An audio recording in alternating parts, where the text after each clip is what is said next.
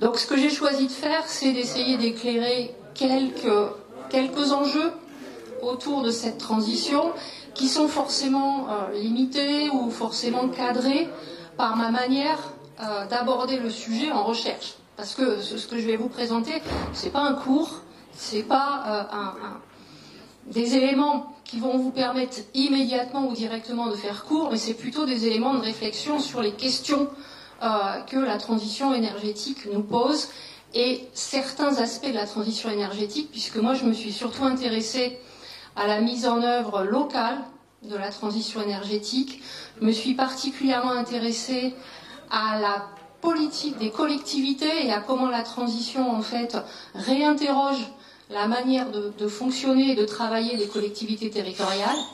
Donc c'est un éclairage mais qui va être forcément partiel.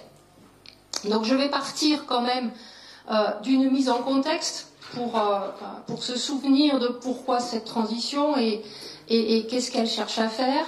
Puis ensuite je vais venir sur quelques éléments, non pas de résultats, parce qu'en fait on est dedans. Et c'est très très difficile, quand on est dans quelque chose, d'en faire une analyse un peu pertinente et un peu distanciée, surtout compte tenu du rythme auquel les choses évoluent. Mais au moins quelques éléments de réflexion sur ce que, en géographe, cette transition énergétique à l'œuvre nous interroge. Donc, quelques éléments de contexte. Le point fondamental, c'est de se souvenir que ce qui justifie aujourd'hui la transition énergétique, c'est la question du changement climatique. Ce qui justifie la transition énergétique, c'est le fait qu'on attribue le changement climatique d'origine anthropique aux émissions de gaz à effet de serre. Or, quand on regarde la partie gauche du graphique que vous avez, on voit que le secteur énergétique est responsable de près de 80% des émissions de gaz à effet de serre.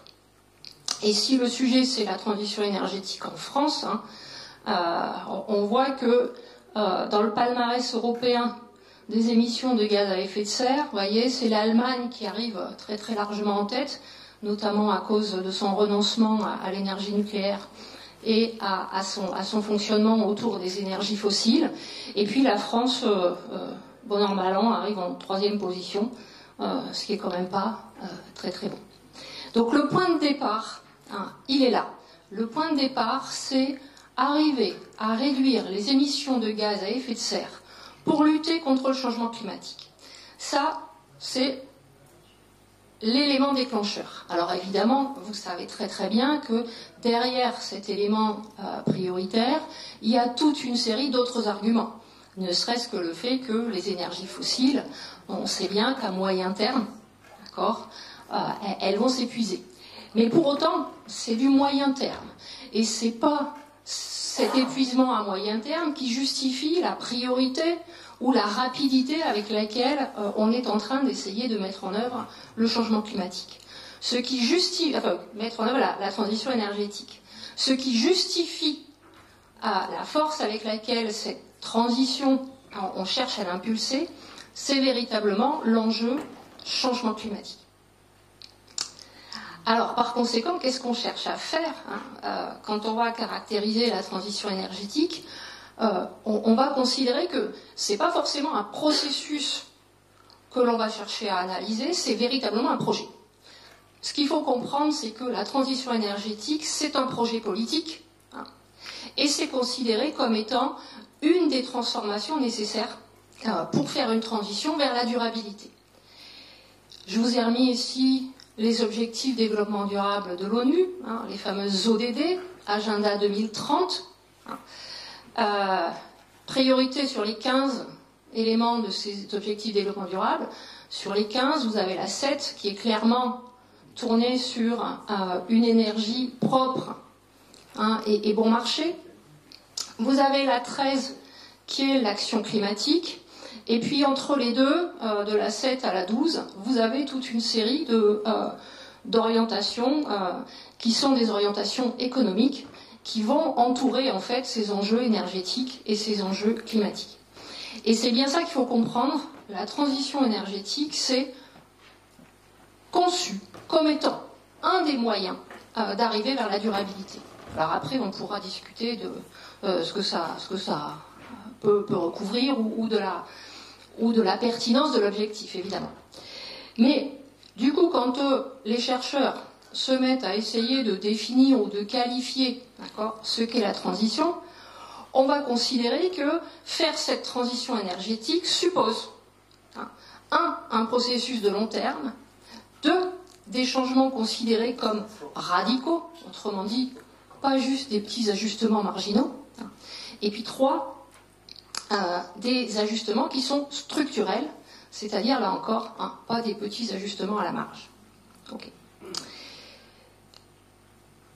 Et alors, pourquoi, quand on fixe l'objectif d'aller, de faire une transition vers le développement durable, pourquoi est-ce qu'on inclut l'énergie ? Parce que le secteur énergétique, on l'a dit tout à l'heure, c'est un des principaux pourvoyeurs, en fait, d'émissions de gaz à effet de serre. Et vous avez la petite citation du bas, qui vous dit, voilà, les défis environnementaux qui nous attendent sont mondiaux systémiques. Cette question de systémique, elle est fondamentale et j'y reviendrai pour appréhender le problème. Et donc, par conséquent, voilà, la durabilité, elle va être obtenue avec des changements fondamentaux des systèmes. Et vous voyez les secteurs qui sont ciblés: alimentation, énergie, mobilité, construction. Et donc, en fait, vous avez là les secteurs clés aussi qui vont être concernés, touchés, affectés à différents degrés par les enjeux de transition énergétique. Alors du coup, qu'est-ce que ça va faire, le fait de structurer cette question de la transition énergétique par la question climatique? Ça va structurer le fait que toutes les politiques publiques en matière de transition énergétique que l'on va observer ont pour objectif d'aboutir à une réduction des émissions de gaz à effet de serre. Donc ce qu'on est en train de faire en France en ce moment en matière de transition énergétique, c'est répondre, autant que faire se peut en tout cas, aux objectifs qu'a fixés l'Union européenne dans les années 2000 en matière de réduction des émissions de gaz à effet de serre. Donc ces objectifs, c'est ceux que vous avez là, d'accord. Réduire les émissions de 20% en 2020, je vais casser le suspense, on ne l'a pas atteint. De moins 55% en 2030, enfin si on l'a atteint, mais grâce au Covid, donc un peu, c'était pas forcément anticipé. Moins 55% d'émissions de gaz à effet de serre en 2030, et puis donc ce qu'on appelle la neutralité carbone en 2050. Il ne devrait plus y avoir d'émissions de gaz à effet de serre, ou en tout cas, s'il y en a, elles doivent être entièrement compensées au niveau européen.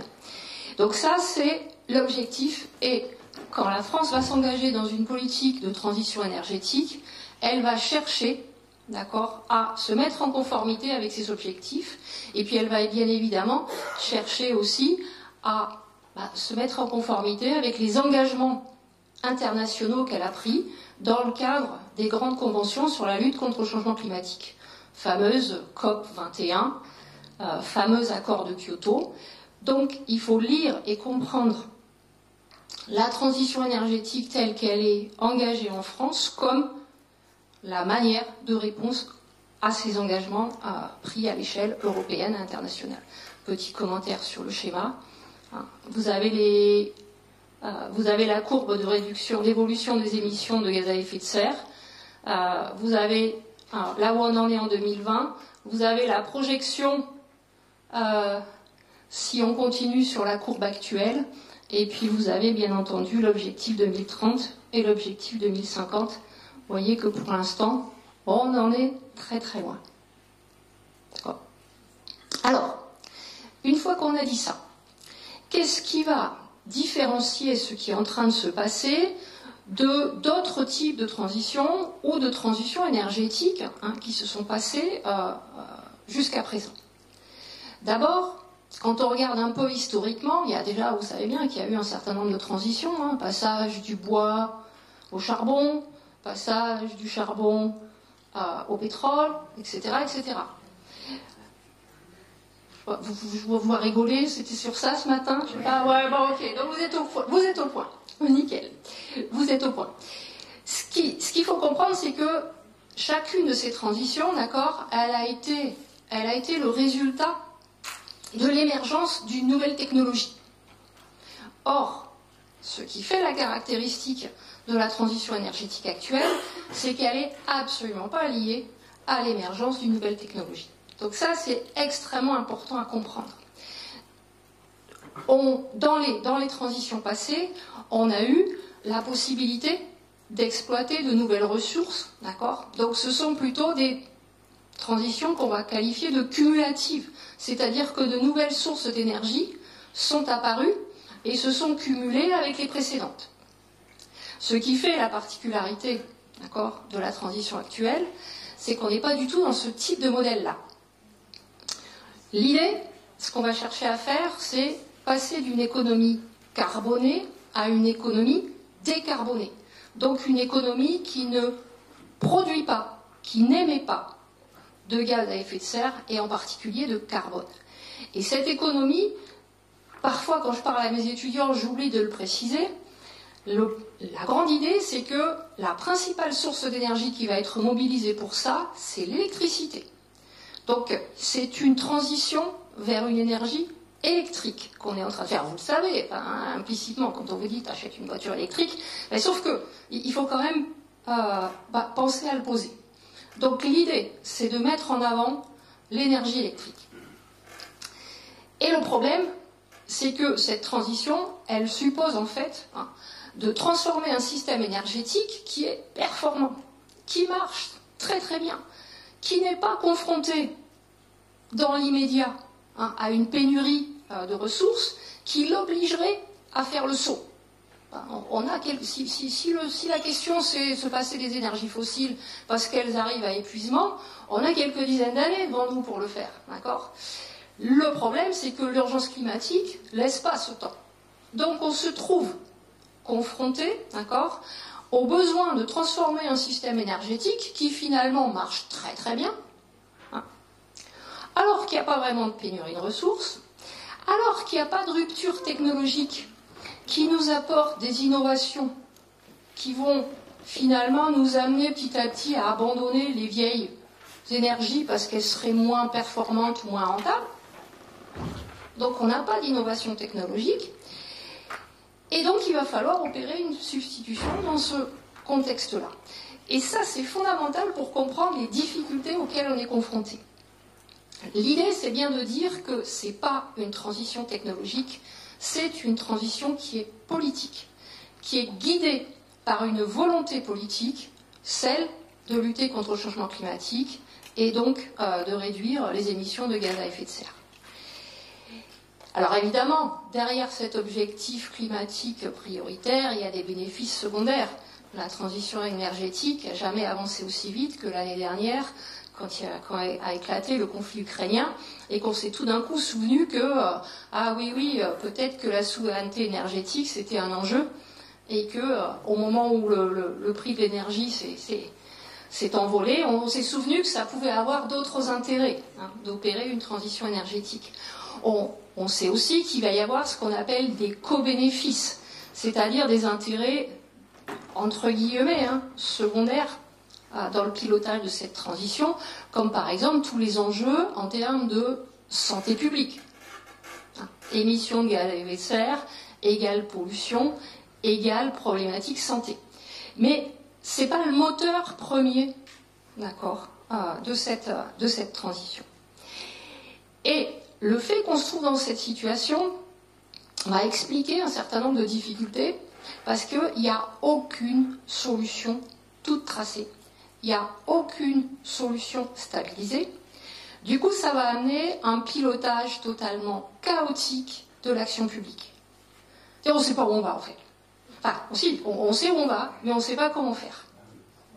On sait où on va, on sait où on voudrait aller. Mais on n'a pas les outils tout faits. On n'a pas les solutions stabilisées pour pouvoir faire ce chemin. Je donne un exemple, c'est les biocarburants. À un moment donné, on s'est dit, bon d'accord, les énergies fossiles, ça va pas. Tiens, super idée, on va plutôt faire des biocarburants. C'est inépuisable, ça. on va dédier des cultures, c'est inépuisable, c'est renouvelable, c'est parfait, c'est super, ça pollue moins, génial, jusqu'à ce qu'évidemment on se rende compte des effets pervers lorsque vous substituez des cultures alimentaires pour faire des biocarburants, ou lorsque vous allez accélérer la déforestation pour pouvoir implanter des cultures qui vont servir à la production d'agrocarburants. Donc en fait, cette transition énergétique, c'est une série d'essais-erreurs, parce qu'on ne sait pas faire. Donc ça, c'est quand même l'idée fondamentale. Alors on a tous après envie de se dire on est gouverné par des incapables et ils ne savent pas ce qu'il faut faire. En fait, il n'y a pas en l'état actuel de solution stabilisée. Donc les politiques publiques de transition énergétique, c'est des essais, des erreurs. On apprend de ces erreurs et on essaye d'avancer en espérant très très fort qu'un certain nombre de technologies, que l'urgence d'opérer la transition va accélérer l'émergence et la maturation d'un certain nombre de technologies qui vont nous permettre d'atteindre ces objectifs. Donc du coup, si on définit la transition, la petite définition extrêmement intéressante de Géoconfluence là-dessus, la transition énergétique désigne le passage d'un système reposant sur des énergies de stock, pétrole, charbon, gaz, uranium, très centralisé, entre les mains de gros opérateurs, à un système reposant sur des énergies de flux, éolien, solaire, biomasse, décentralisé, avec de nombreux producteurs, auxquels s'ajoutent des actions en termes de sobriété et d'efficacité énergétique, ainsi que des mesures pour lutter contre les inégalités et la vulnérabilité dans le domaine de l'énergie.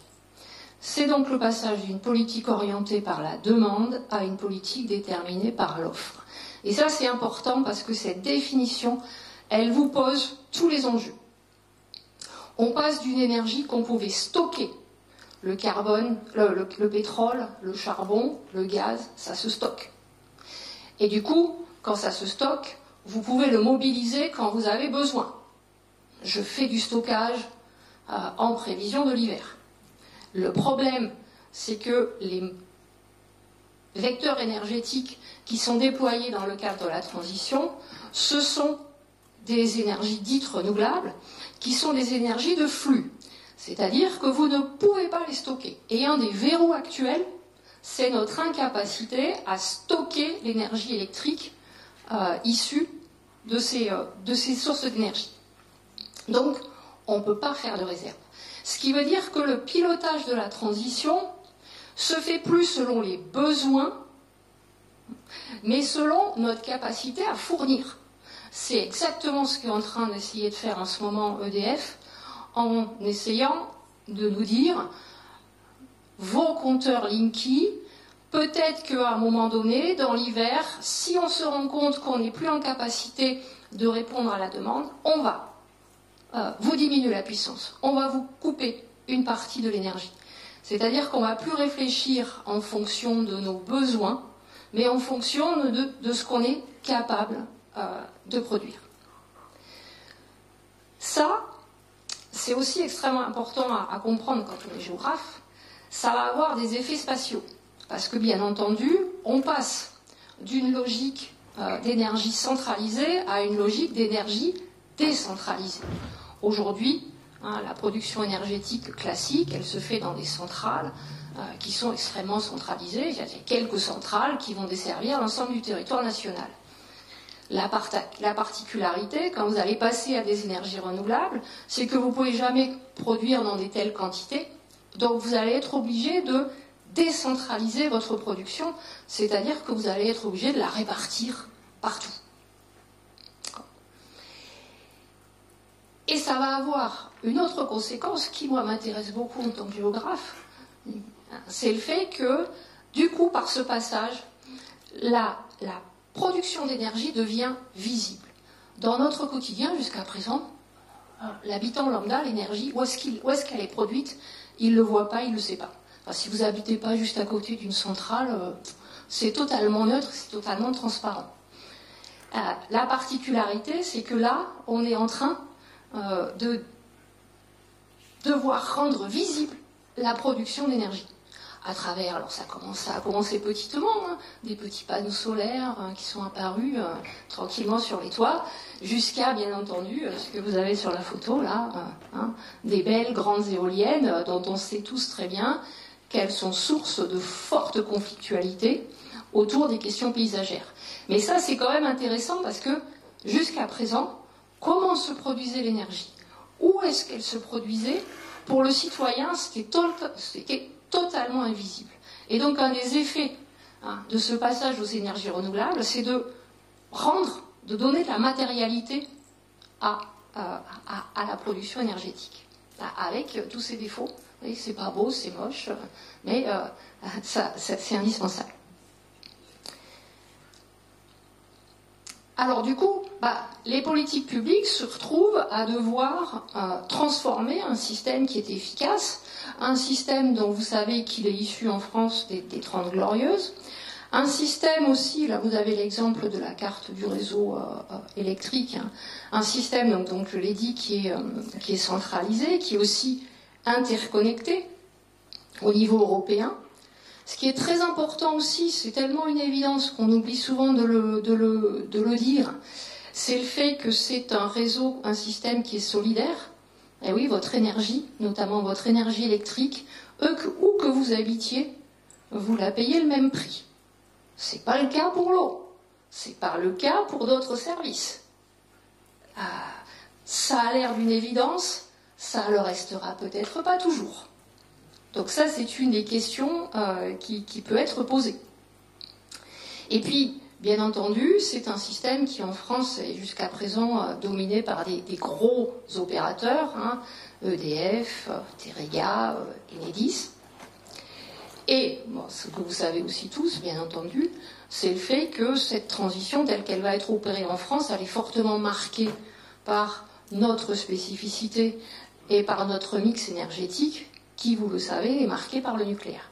Ce qui nous permet d'être pas aussi mauvais élèves que l'Allemagne dans le premier graphique, d'accord, mais qui va forcément avoir des effets sur la manière dont on envisage la transition, puisque ce que vous avez sur le graphique, là, c'est que le nucléaire fournit actuellement 40% de la consommation primaire, les énergies fossiles à un petit peu moins de 50%, et les énergies renouvelables à un petit peu moins de 13%.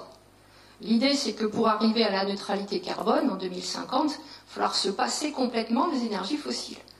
Donc ça veut dire qu'on a 45% de notre consommation énergétique à substituer. Quand vous savez que les énergies renouvelables ne représentent que 13%, vous comprenez pourquoi la France fait le choix de garder son nucléaire. C'est une énergie décarbonée. Elle offre 40% de la consommation. C'est techniquement impossible d'imaginer d'atteindre les objectifs de neutralité carbone sans garder le nucléaire.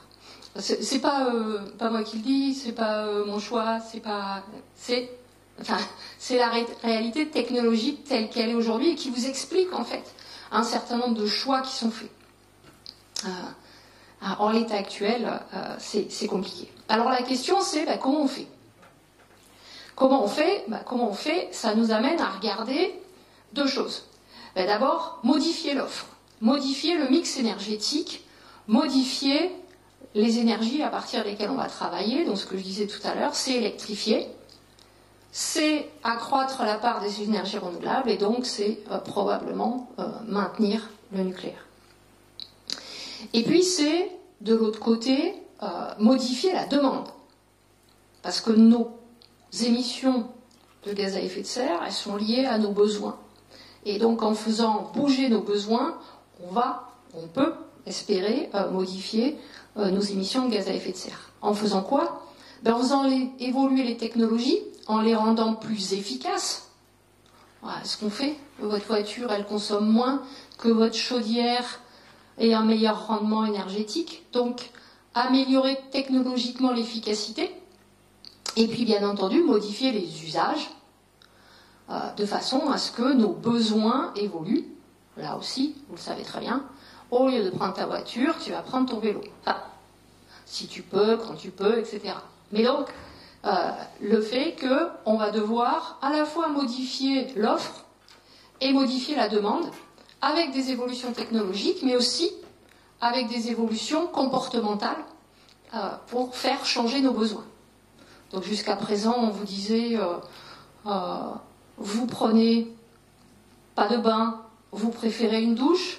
Maintenant, on va peut-être vous dire, chauffer l'eau pour ta douche, ça coûte cher, donc peut-être que tu pourrais en prendre qu'une tous les 2 jours. Donc, modifier nos comportements. Je vois que ça ne vous fait pas forcément, il y en a, ça ne gênera pas, il y en a, bon. C'est simplement l'idée de dire, attention, il va falloir travailler sur les usages. Et bien entendu, s'interroger sur où fait-on porter l'effort ? Où faut-il faire porter l'effort et où est-ce que l'effort est porté? Et ce que vous avez en bas, c'est les évolutions là, telles qu'elles ont lieu depuis 1990. Et ce qu'on voit, c'est que le secteur énergétique, il a effectivement réduit de 40% ses émissions de gaz à effet de serre. L'industrie a aussi bien réduit ses émissions. Alors, meilleure efficacité, désindustrialisation aussi, parce que voilà, quand on veut fermer des usines, évidemment, par définition, elles émettent plus. Mais par contre, le levier, et ça vous explique beaucoup de choses, c'est qu'on voit que depuis 1990, le secteur des transports n'a absolument pas réduit ses émissions de gaz à effet de serre. Donc, vous voyez où vont être les priorités. S'il y a des gains en matière d'émissions à obtenir, c'est en particulier dans le secteur des transports. Alors, comment on fait? Comment on fait? Eh bien, l'État fait plus grand-chose. L'État définit les règles. L'État définit les objectifs. Assigne des objectifs aux acteurs économiques et aux acteurs privés, sous forme notamment du crédit carbone. Et puis surtout, et c'est sur ça que moi j'ai travaillé, l'État va confier aux collectivités territoriales, échelon régional et échelon local, la charge de mettre en œuvre cette transition. Donc on est dans une logique descendante. L'État prend des engagements internationaux et fixe des objectifs, charge aux acteurs locaux et régionaux de mettre en œuvre cette politique publique. Et donc l'État se pose entre guillemets, facilitateur, le terme que j'ai lu sur le site du ministère il y a quelques jours. Quand on n'a pas d'argent et pas de moyens et qu'on demande aux autres de faire, on se met en position de facilitateur. Donc ce sont les collectivités territoriales qui sont en charge de la mise en œuvre de cette transition, et en particulier les établissements publics de coopération intercommunale, donc les EPCI, les intercos, parce qu'elles sont devenues le pivot des politiques énergie-climat. Et j'insiste sur le fait que les deux termes sont liés. On parle toujours de politique énergie-climat. Et donc cette mise en œuvre, elle passe notamment par les plans, ce qu'on appelle les plans climat, les PCAET, les plans climat, air, énergie territoriaux, que toutes les collectivités de plus de 20 000 habitants sont tenues d'adopter, et à travers lesquelles elles sont priées de modifier leur mix énergétique, favoriser le développement des énergies renouvelables, réduire les consommations, favoriser l'efficacité énergétique, la sobriété, d'abord de leur patrimoine. Ce qui leur a été demandé dans les années 2000, c'est de se montrer des collectivités exemplaires. Mais ça fait écho à un certain nombre de discours, de communication institutionnelle, de marketing territorial. Toutes les collectivités, à un moment donné, se sont mis à dire à leurs citoyens « Nous sommes une collectivité exemplaire ». Bon, elles sont exemplaires parce qu'elles n'ont pas le choix. Elles ont l'obligation légale d'adopter un plan climat, où elles vont devoir donc réduire leurs émissions de gaz à effet de serre, en commençant par leur patrimoine, c'est-à-dire les bâtiments publics, les écoles, les gymnases, les piscines, toutes ces choses-là qui sont fortement consommatrices d'énergie. Et puis, à partir de 2015, cette obligation s'élargit, non plus seulement au patrimoine de la collectivité, mais à son territoire. Donc les collectivités territoriales, les intercommunalités sont priées de diriger leur territoire vers la neutralité carbone à l'horizon 2050. Chaque EPCI de plus de 20 000 habitants. Ce que je veux dire par là, c'est qu'il n'y a pas de distinction. On ne veut pas savoir si vous êtes une grande agglo, si vous êtes Bordeaux, si vous êtes Paris, si vous êtes Lyon, ou si vous êtes Oloron-Sainte-Marie, pour prendre une collectivité pyrénéenne. On ne veut pas savoir si vous avez 20 000 habitants ou si vous avez 2 millions d'habitants. L'objectif est le même. D'accord ? On vous fixe comme objectif d'arriver à amener votre territoire vers la neutralité carbone. Alors, qu'est-ce que ça implique concrètement pour les collectivités ? Première chose, ça implique de monter en compétences. Parce qu'on n'est pas du tout sur des secteurs d'activité qui étaient des secteurs traditionnels d'intervention des collectivités territoriales. Les collectivités, elles n'avaient pas de service énergie. Aujourd'hui, toutes les collectivités de plus de 20 000 habitants, croyez-moi, elles ont un service transition énergétique. Alors, ça ne s'appelle pas toujours transition énergétique, mais ça veut dire qu'elles ont dû monter en compétences, elles ont dû recruter, elles ont dû créer des services dédiés. Ça veut dire aussi qu'elles se retrouvent à devoir ce qu'on appelle transversaliser l'action publique. Qu'est-ce que ça veut dire ? Ça veut dire le fait que s'attaquer aux émissions de gaz à effet de serre, ça veut dire s'attaquer à tout. Ça veut dire s'attaquer à toutes nos activités. Qu'est-ce que émet ma piscine municipale ? Qu'est-ce qu'émet ma bibliothèque ? Qu'est-ce qu'émet mon système de transport ? Je vous ai dit tout à l'heure que le secteur des transports avait fait zéro effort. Si je veux réduire, zéro effort, en tout cas en termes de réduction des émissions à effet de serre. Mais si je veux réduire les émissions de gaz à effet de serre, il va falloir que j'ai une politique très importante dans le domaine des transports. Si je veux réduire mes émissions de gaz à effet de serre, il va aussi peut-être falloir à un moment donné que je m'interroge sur la forme de la ville, sur les politiques publiques en matière d'aménagement du territoire. Ces formes urbaines qui vont être génératrices des besoins de transport. Si mes habitants doivent traverser toute l'agglo pour aller travailler ou pour aller se divertir, il est bien évident que je vais avoir des émissions de gaz à effet de serre. Donc, ça oblige les collectivités à se réinterroger sur l'organisation territoriale, sur l'organisation urbaine. Comment est-ce que je répartis les activités ? Et cette nécessité de se réinterroger, elle va jouer à différentes échelles. C'est se réinterroger à l'échelle du bâtiment. Ma piscine, est-ce qu'elle ne pourrait pas fonctionner autrement pour qu'elle soit moins consommatrice en énergie ? Jusqu'à, bien entendu, se réinterroger à l'échelle de l'agglo, voire de la région. Comment je réorganise mes activités pour qu'elles soient finalement moins émettrices et moins consommatrices. Et donc ça suppose, là ça rejoint ce que je disais tout à l'heure, ça suppose d'inventer. Il n'y a pas d'outils. Le petit exemple que je vous ai mis là, c'est issu du cadastre solaire. Comment je fais pour promouvoir les énergies renouvelables sur mon territoire ? Peut-être en réfléchissant à des normes, à des nouvelles règles d'urbanisme. Si je veux que mes habitants ils puissent se doter de panneaux solaires sur leur toit, il faut que je puisse leur garantir que ces panneaux ils vont être efficaces. Donc par exemple, il faut peut-être que j'imagine de nouvelles règles en matière d'urbanisme pour éviter que les bâtiments se fassent de l'ombre les uns les autres. Ça veut dire peut-être travailler sur la répartition spatiale des activités, sur l'implantation des bâtiments sur les parcelles, sur la hauteur des bâtiments, sur la densité. Donc vous voyez, ça suppose en fait de réfléchir et de repenser complètement les logiques d'aménagement à des échelles très fines, depuis la parcelle jusqu'à l'agglomération.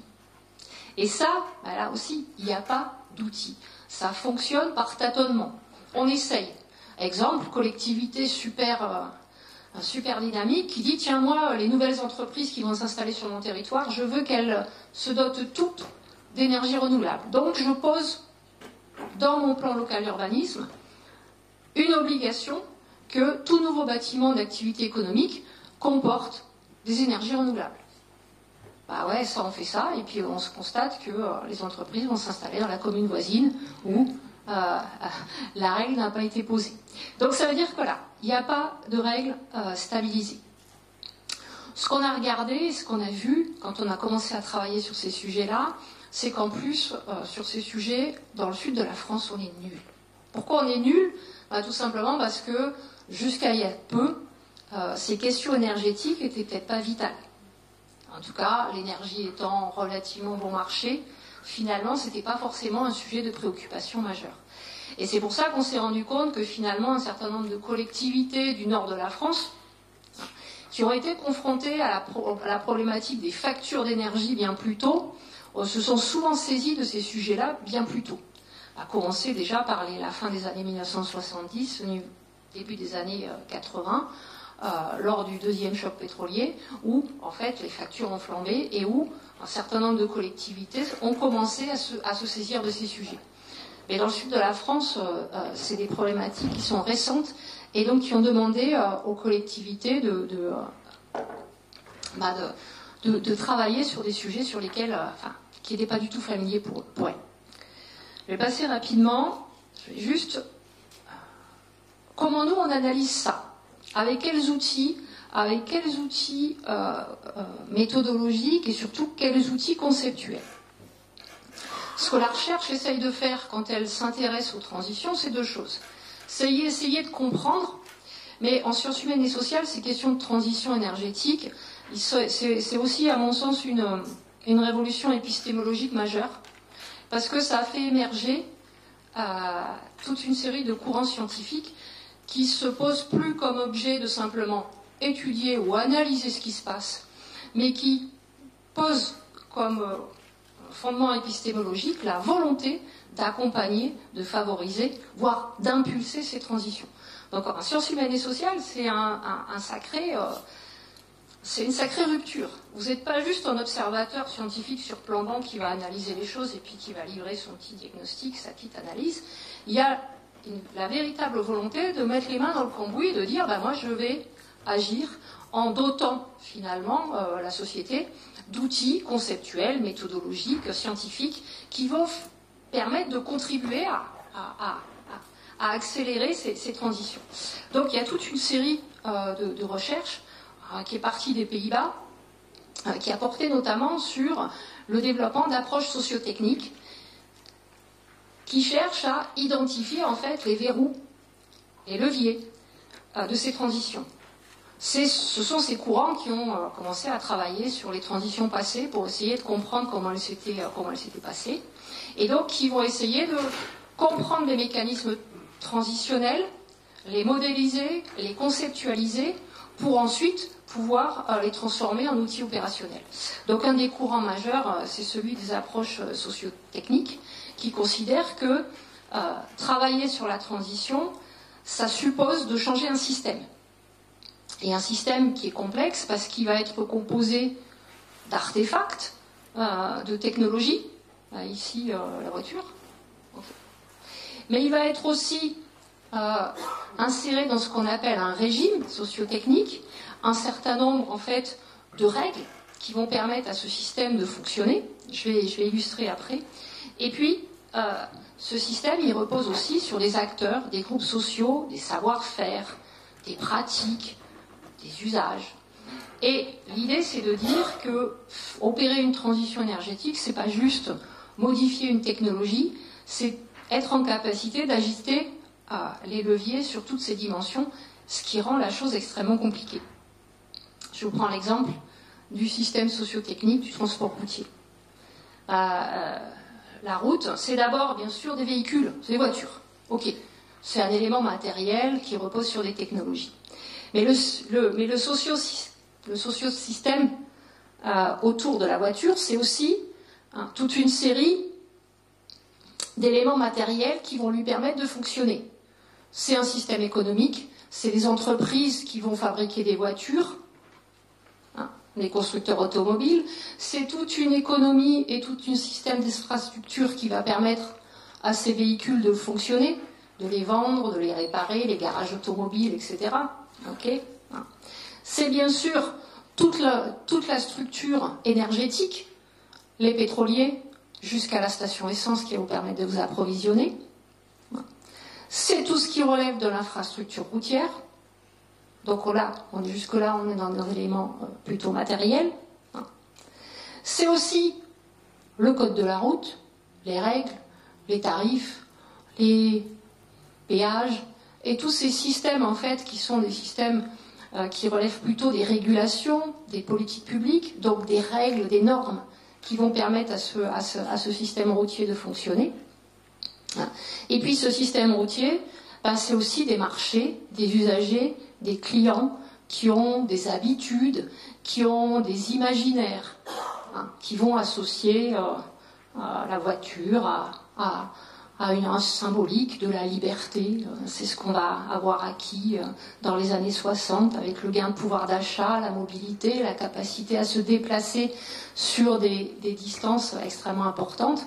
Et l'idée, c'est de dire que opérer la transition d'un tel système, c'est infernal, parce qu'il faut s'attaquer à tous les éléments. Vous ne pouvez pas juste faire bouger le véhicule, parce que vous allez avoir l'inertie de l'ensemble. Il ne suffit pas de proposer des véhicules électriques pour que tout d'un coup les usagers ils en rêvent. Il ne suffit pas de proposer un véhicule électrique et qu'est-ce que vous allez faire des pompistes et les compagnies pétrolières. Donc la difficulté, c'est de s'attaquer à tous ces éléments du système. Alors nous en géographie, qu'est-ce que ça nous fait faire? C'est développé tout un courant en fait de géographie sur l'analyse des transitions vers la durabilité, qui va chercher à comprendre en fait ce qui se joue et quels sont les effets socio-spatiaux de ces processus. Donc on a un petit exemple à travers la production d'énergie renouvelable en Nouvelle-Aquitaine. On essaye de comprendre en fait en quoi est-ce que cette transition elle est en train de modifier un certain nombre de fonctionnements socio-spatiaux. 3 petits exemples: la production d'hydroélectricité, l'éolien, et puis à droite le biogaz. Donc 3 ENR. Vous voyez que, je ne vous apprends pas, des logiques d'implantation qui n'ont rien à voir et qui relèvent en fait, là aussi, de processus et d'itinéraires extrêmement différents. L'hydroélectricité, c'est les héritages du 19e siècle.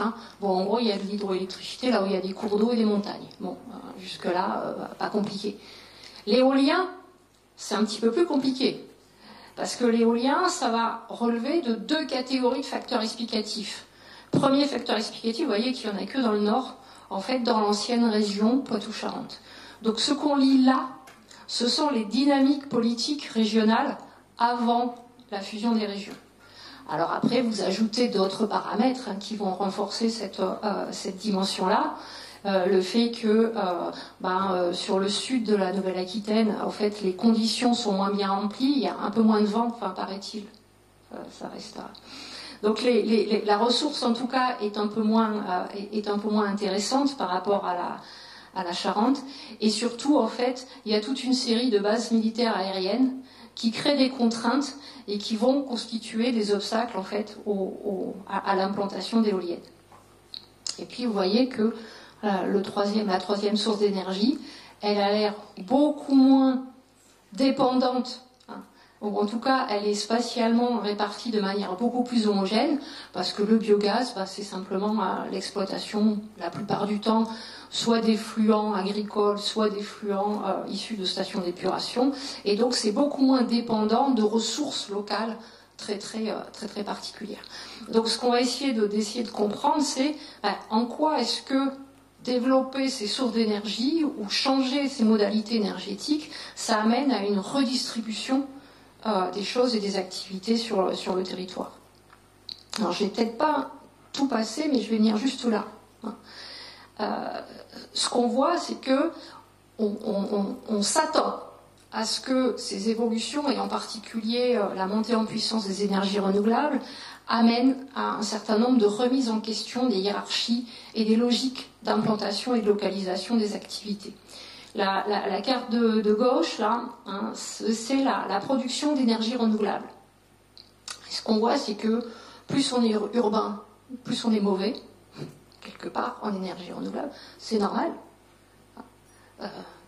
Si je prends une collectivité comme l'agglomération bordelaise, où voulez-vous qu'elle mette sa production énergétique? Elle va la mettre plutôt dans les Landes, vous le savez.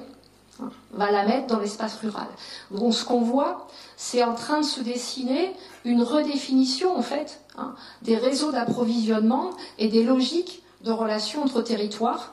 Et ce qui est très très net sur cette carte des énergies renouvelables en Nouvelle-Aquitaine, c'est le fait que c'est le rural qui est en train, bien sûr, d'absorber l'essentiel du déploiement des énergies renouvelables à l'heure actuelle. Et vous avez des petites illustrations. Forêt landaise, bois énergie, première source d'énergie renouvelable dans la région, implantation de panneaux photovoltaïques, et puis on voit aussi les conflits liés aux éoliennes. On ne met pas des éoliennes à côté des grandes métropoles. Donc on va avoir tendance à reporter un certain nombre d'externalités liées à la production énergétique vers les espaces ruraux. Donc ça, forcément, c'est en train de redessiner un certain nombre de choses. Alors, on ne sait pas encore jusqu'où ça va aller, parce qu'il y a un certain nombre d'allers-retours. Les grands projets photovoltaïques de type Oriseo, tels que s'annoncent dans le nord des Landes, là, pour desservir une partie de l'agglomération bordelaise, c'est fini. Celui-là, peut-être, va se faire, mais le zéro artificialisation net va amener le fait qu'on va maintenant refuser de créer des grandes infrastructures énergétiques sur des espaces dits naturels ou des espaces agricoles. Donc il y a des tensions, des allers-retours, des choses se montent, on en mesure les effets pervers, donc on va chercher une autre solution. Rien de tout ça n'est stabilisé. Et vous dire à quoi ça va ressembler, c'est encore compliqué. Deux dernières choses pour terminer là-dessus. C'est le fait que ce qu'on constate, d'accord, c'est que il n'y a pas pour l'instant un chemin de la transition énergétique, il y en a plusieurs. C'est un petit exemple à partir de 4 collectivités en Pyrénées-Atlantiques. L'agglomération Pays Basque, très grande, très urbanisée sur le littoral et puis très rurale sur l'intérieur. La communauté de communes au Béarn qui est montagnarde. La communauté de communes La Cortaise, majoritairement rurale, mais avec un gros pôle industriel au milieu. Et puis la communauté d'agglomération de Pau, qui a pour caractéristique d'être toute petite, très centrée sur la ville-centre. Et quand on regarde la stratégie de ces collectivités et leur manière de mettre en œuvre la transition, on voit émerger des modèles extrêmement différents. Il y a ce qu'on appelle un modèle plutôt inclusif, où les collectivités vont baser le développement des énergies renouvelables en s'appuyant plutôt sur un tissu de PME et sur la participation citoyenne. C'est ce modèle que vous avez plutôt à gauche.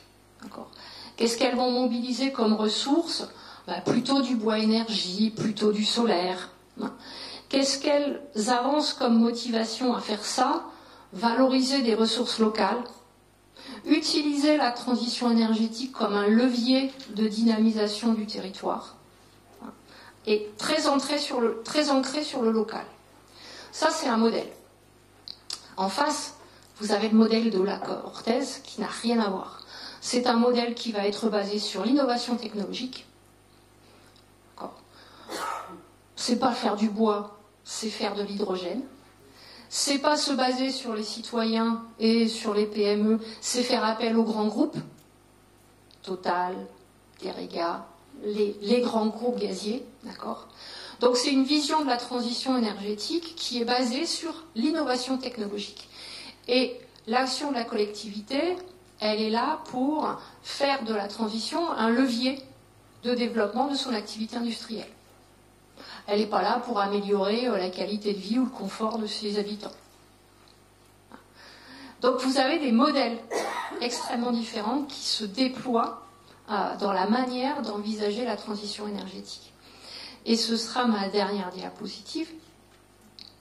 Là, ça pose la question de ce que ça va devenir tout ça. Et pour essayer d'imaginer les possibles, l'ADEME, hein, l'agence nationale que vous connaissez en fait, a produit des scénarios pour indiquer quel pourrait être le devenir de la transition énergétique vers la neutralité carbone. Donc il y a 4 scénarios qui sont tous un petit peu caricaturaux. Hein. Et en fait, ces scénarios, ils se distinguent les uns des autres sur les leviers activés en matière de transition. Quand je suis sur le scénario numéro 1, la transition va surtout porter sur un changement de comportement des citoyens, des usages. Vous allez massivement prendre votre vélo.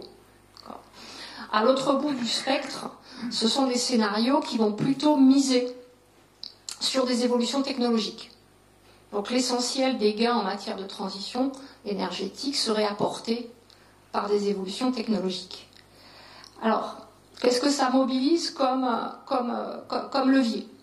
Le scénario 1, génération frugale, c'est le fait que la transition va se faire grâce à une réduction massive de notre consommation. On va moins consommer d'énergie, on va être très frugaux.